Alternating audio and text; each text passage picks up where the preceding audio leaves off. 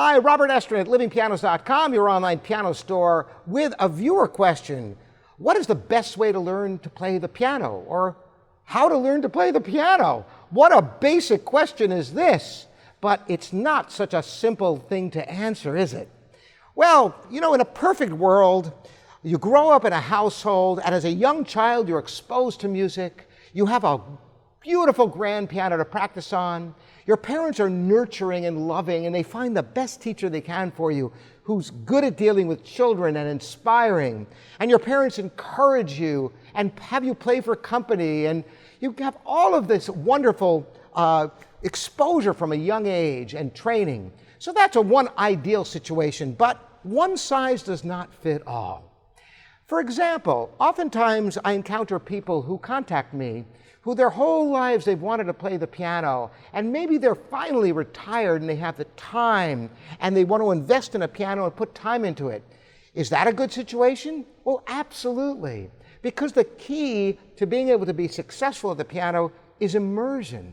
You want to immerse yourself into the piano in every way possible, not just practicing the piano, but listening to concerts, getting together with other people, talking at the piano, reading about the piano, everything around the piano. The more involved you are mentally with the instrument as well as physically playing it, the better off you're going to do.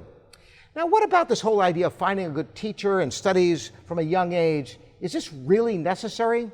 Well, if you want to be a concert pianist and you decide to start in your 30s or 40s or later, chances are you're not going to achieve that world-class level of, supreme technique on the piano. However, I wouldn't want to discourage anyone from trying. It tends to be harder, just like learning a language later in life, although there are some people who do that amazingly well as well. But there's a whole other aspect to this, which is the style of music you want to play.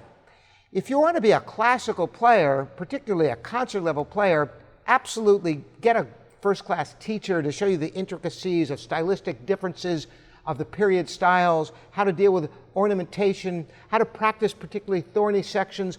All of that, you're going to want to have the help.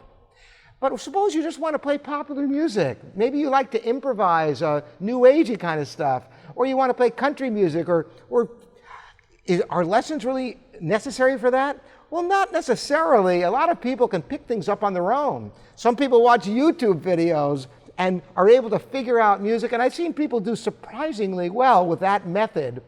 Now, I'm not talking about my kind of YouTube videos. I'm talking about the type that shows you the keyboard with every note you need to play.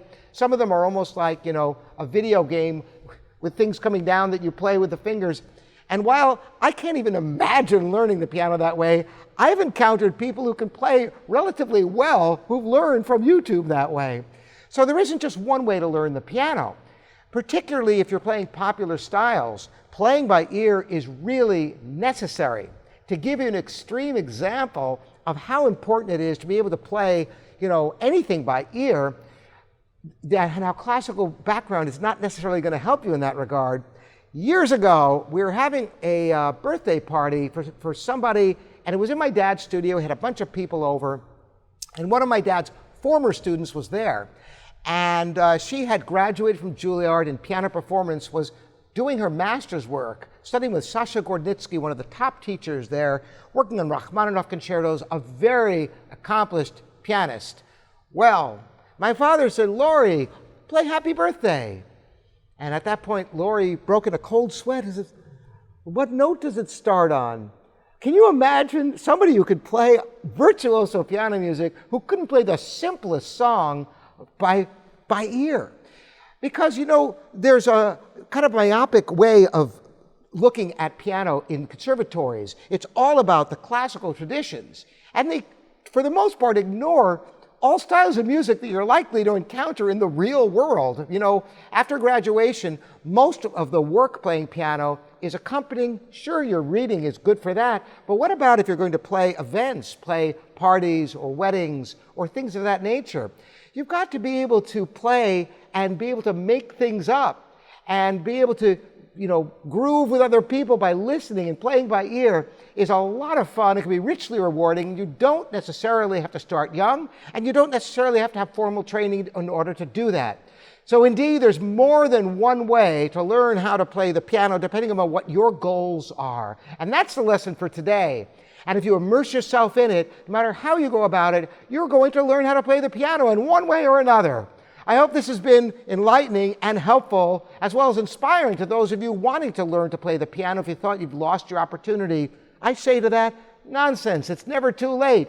Give it a whirl. As long as you enjoy it, it's worthwhile for you. And once again, I'm Robert Estrin here at livingpianos.com, your online piano store. Thanks again for joining me.